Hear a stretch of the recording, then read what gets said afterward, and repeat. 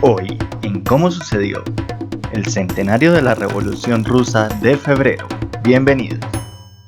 Para este video haré un par de aclaraciones. Número 1, no hablaré de la transición al gobierno comunista o el hecho conocido como la Revolución de Octubre. Solo me enfocaré en la caída del gobierno zarista. Y 2, hasta 1917 Rusia estuvo bajo el calendario juliano, de manera que las fechas que mencione aquí no coincidían con la de nuestro calendario por 13 días de diferencia. Mientras la mayoría de Europa había dejado atrás las monarquías y pasado a regirse por otros sistemas de gobierno, en la Rusia de inicio del siglo XX se mantenían los zares en el poder. Por 300 años, la familia Romanov había gobernado el territorio ruso. Sin embargo, los zares fueron opresivos y lograron reprimir durante décadas cualquier intento de revolución que se cerniera en algún lugar del imperio, ya fuera ejecutando o enviando al exilio a quienes se oponían al régimen.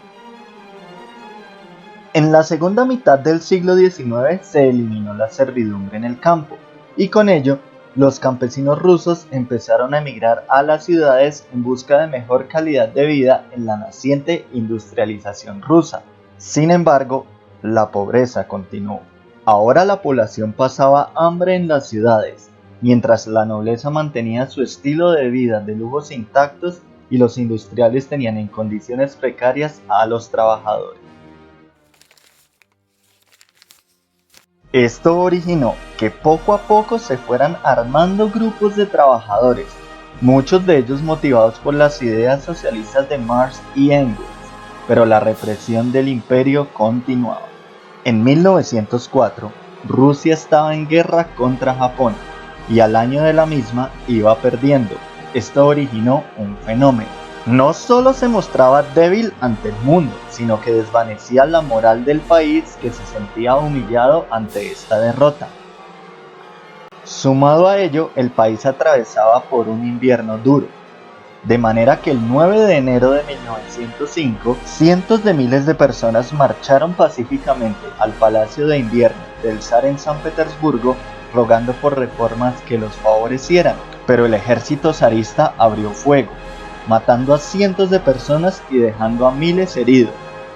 A este día se le conoce como el Domingo Sangriento, pues ancianos, mujeres, hombres y niños fueron asesinados por igual.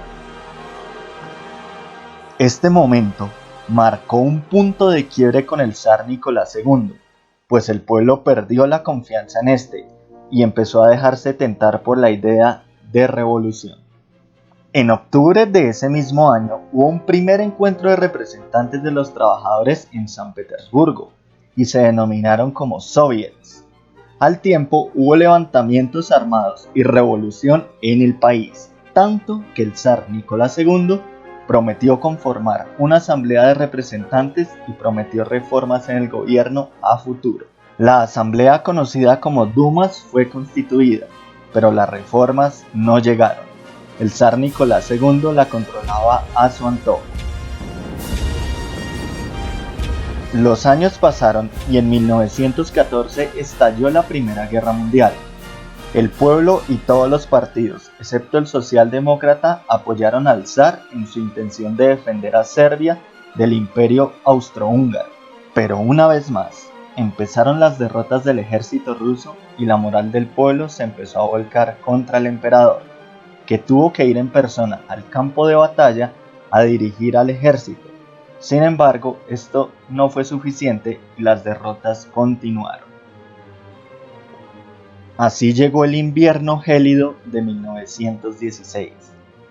Las provisiones empezaron a escasear, tanto en el ejército como en la población. El hambre ha sido la semilla de muchas revoluciones, y en Rusia no fue la excepción. Las personas empezaron a volcarse a las calles a protestar. El 23 de febrero de 1917, manifestantes compuestos en su mayoría por obreros se lanzaron en grandes masas a las calles de Petrogrado, exigiendo la abdicación del zar y el retiro de la guerra.